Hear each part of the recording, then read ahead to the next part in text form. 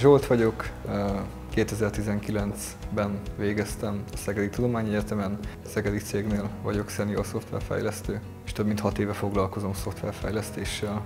Én a Weblernél Java backendet oktatok, ez csak a Java backendes képzés vagy a full stack-es képzésnek a backend fele. Általános iskolás korom óta foglalkoztat a szoftverfejlesztés, kezdetben még kis játékokat csináltam, majd középiskolában is folyamatosan versenyekre jártunk csapattal, szóval ez volt az, ami kiskorom óta érdekelt. Már lassan 1 éve oktatok, ez alatt 3 csoportom volt. 2 csoportot már befejeztem, ők sikeresen levizsgáztak, és most van a 3. csoportom.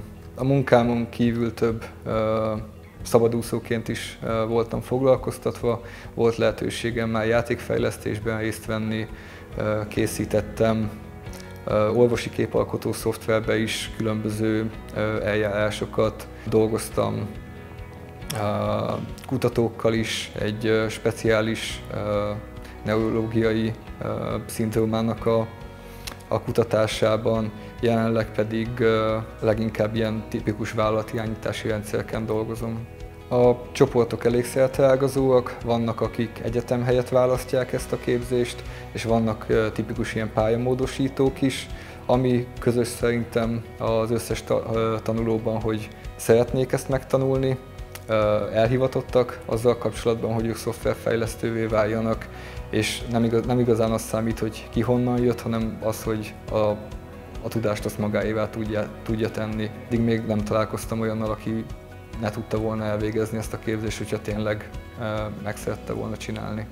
Szerintem nagyon jó dolog, hogy online zajlanak a képzések, egyfelől, mert így az összes óra később pótolható, hogyha valaki munka miatt vagy egyéb elfoglaltsága miatt nem tudott részt venni egy alkalmon, ott lesz az összes óra felvétele, ez bármikor visszanézhető, hogyha úgy érzi, hogy valamelyik feladatot, vagy valamelyik aspektusát a képzésnek nem tudta elsajátítani, ez folyamatosan visszanézhető.